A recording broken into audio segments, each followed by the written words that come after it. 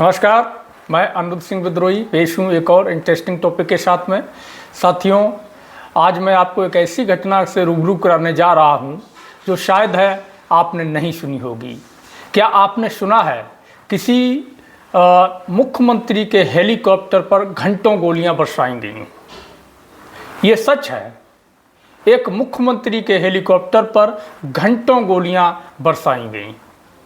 गोलियां बरसाने वाले लोग कौन थे, घटना क्या थी, लोगों के गुस्से का कारण क्या था, वो मुख्यमंत्री कौन था, क्या हुआ था उस घटना में, जिन्होंने गोलियां बरसाई उनके साथ में क्या हुआ, उस मुख्यमंत्री के साथ में क्या हुआ, चलिए जानते हैं इस पूरी घटना के बारे में। उससे पहले आपसे मेरा निवेदन है कि YouTube चैनल को मेरे इसको सब्सक्राइब कर लें और नोटिफिकेशन को ऑन कर लें। वीडियो को शेयर कर कमेंट में अपनी प्रतिक्रिया देना ना भूलें। तो शुरू करते हैं। साथियों, बात है बीहड़ इलाके की और इस घटना की शुरुआत होती है 1997 से। दरअसल 1997 में बहन कुमारी मायावती जी उत्तर प्रदेश की मुख्यमंत्री थीं। उस समय उन्होंने अपने मुख्यमंत्री काल में औरैया जिला का गठन किया था।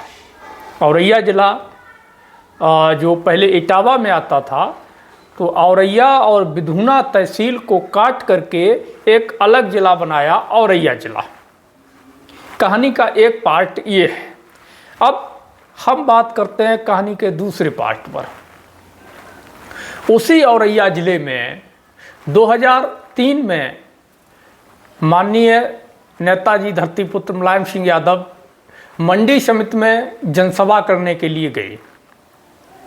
जब वो वहाँ जनसभा करने पहुँचे तो वहाँ मौजूद भीड़ ने उन पर गोलियां बरसाना शुरू कर दी। जैसे ही हेलीकॉप्टर नीचे आता वैसे ही नीचे खड़े लोग गोलियां बरसाने लगते और पत्थरबाजी करने लगते। जैसे ही गोलियां चलना शुरू होती, हेलीकॉप्टर फिर ऊपर चला जाता और ऊपर ही चक्कर काटने लगता। जैसे ही गोलियां चलना शांत होती, हेलीकॉप्टर फिर नीचे की तरफ आता, गोलियां फिर नीचे से चलना शुरू हो जाती, हेलीकॉप्टर फिर ऊपर चला जाता।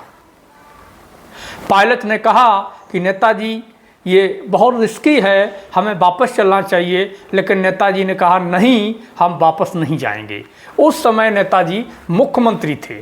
आप सोचिएगा, एक मुख्यमंत्री के हेलीकॉप्टर पर लगातार गोलियां बरसाई जा रही थीं और पत्थर बरसाए जा रहे थे, और ये नज़ारा खड़े खड़े वहाँ का प्रशासन देख रहा था। एसपी डीएम की भी हिम्मत नहीं पड़ रही थी कि गोली चलाने वालों को रोक सकें। ये क्रम लगातार 1 घंटे तक चलता रहा। ज्यों ही हेलीकॉप्टर नीचे की तरफ आता वैसे ही नीचे से गोलियां चलना शुरू हो जाती। ऐसा लगता था कि जैसे गोली चलाने वाले लोग प्रशिक्षित थे, उनको ये पता था कि कितनी रेंज तक जो है उनकी फायर बंदूक की गोली पहुंचेगी और कितनी रेंज पर गोली नहीं पहुंचेगी। तो उस रेंज में जैसे ही हेलीकॉप्टर आता था वैसे ही वो लोग नीचे से दनादन गोलियां दागना शुरू कर देते थे, और फिर जैसे ही हेलीकॉप्टर रेंज से बाहर यानी कि ऊपर जाता था वैसे ही वो लोग गोलियां चलाना बंद कर देते थे। यह क्रम लगातार 1 घंटे तक चला और हेलीकॉप्टर के ऊपर गोलियां चलाने के साथ साथ में ताबड़तोड़ गोलियों की बौछार के साथ साथ में लगातार पत्थरबाजी भी की जा रही थी। लोगों में बहुत ही गुस्सा था नेताजी मुलायम सिंह यादव के खिलाफ। इतना गुस्सा कि आप इसकी कल्पना नहीं कर सकते कितना भयानक गुस्सा होगा कि वो लगातार नेताजी पर गोलियां चला रहे थे और पत्थर बरसा रहे थे। ये गुस्से का कारण क्या था और इस आंदोलन को कौन नेतृत्व कर रहा था, उससे पहले हम आपको बताते हैं कि इस पत्थरबाजी में तत्कालीन उस समय जो विधानसभा अध्यक्ष थे वो चोटिल हो गए थे, स्वर्गीय धनीराम वर्मा जी, और उनको कानपुर के एक अस्पताल में भर्ती कराया गया था।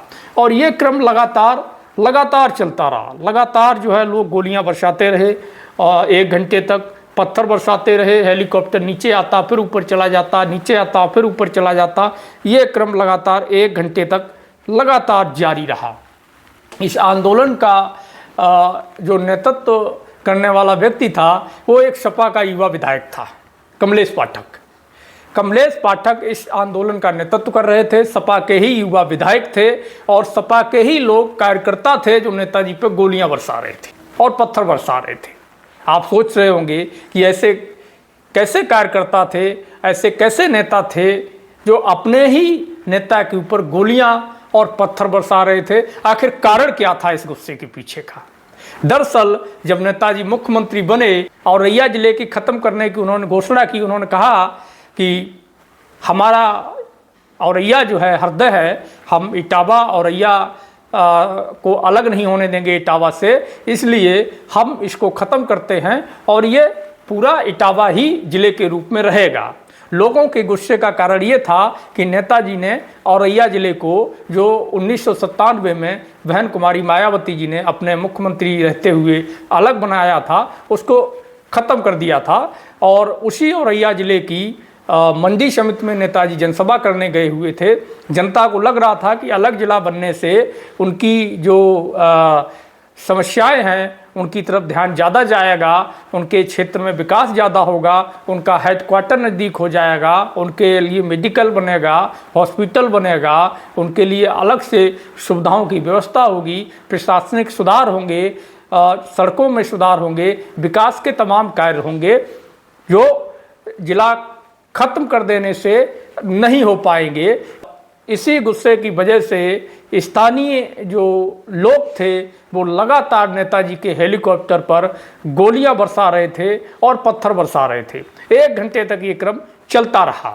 जब 1 घंटे बाद थोड़ा माहौल शांत हुआ, लोगों ने सोचा कि ये वापस नहीं जाएगा और नेताजी भी जिद पे अड़ गए कि हम वापस नहीं जाएंगे, जनसभा तो करके ही रहेंगे।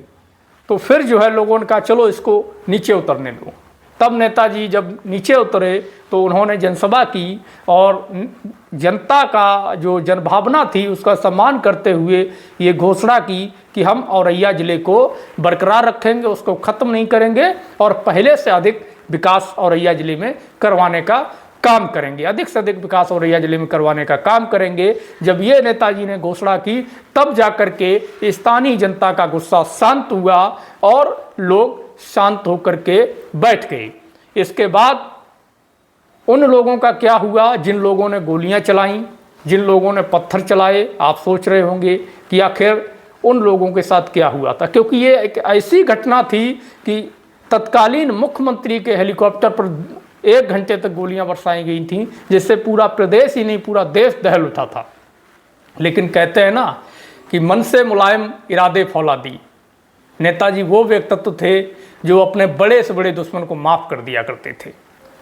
नेताजी ने अपने उसी व्यक्तित्व का परिचय देते हुए गोली चलाने वाले और पत्थर चलाने वाले सभी लोगों को, सभी उपद्रवियों को, आंदोलनकारियों को माफ़ कर दिया।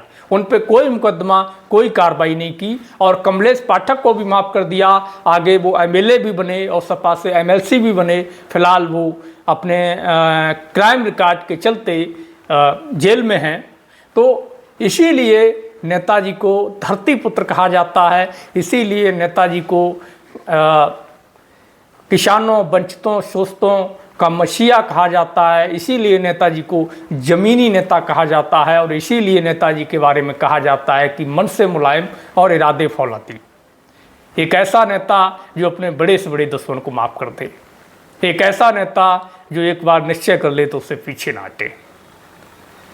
अगले वीडियो में फिर हम एक और गोलीकांड के बारे में बताएंगे जो नेताजी के ऊपर हुआ। ऐसे कई हमले कई जगह पर नेताजी के ऊपर हुए, तो हम वो भी आपको बताएंगे। और उससे पहले आपसे अपील है कि इस वीडियो को शेयर करना ना भूलें, कमेंट में अपनी प्रतिक्रिया जरूर दें और चैनल को सब्सक्राइब कर लें। मिलते हैं फिर अगले गोलीकांड के घटना के साथ पुनः, तब तक के लिए धन्यवाद।